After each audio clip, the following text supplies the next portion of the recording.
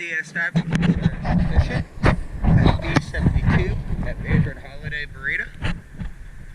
I'll show you the name on the back afterwards when I pop up over there. I'm going to do my best for this visibility. It's really hard to see. It's only about 3 feet of water. So everything's a little screwed up after cleaning her. Let's go take a look.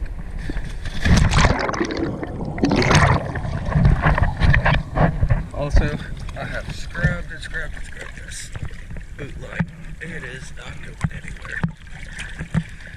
But besides that, they're cleaned up nice. Let's see what else we got to deal with.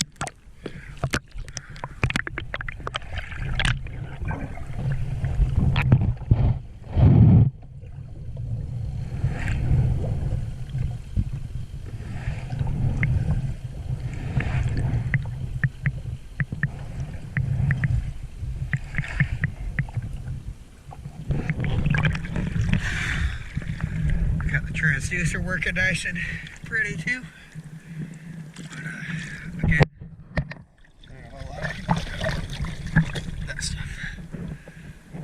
But besides that, she's looking good. DS diving.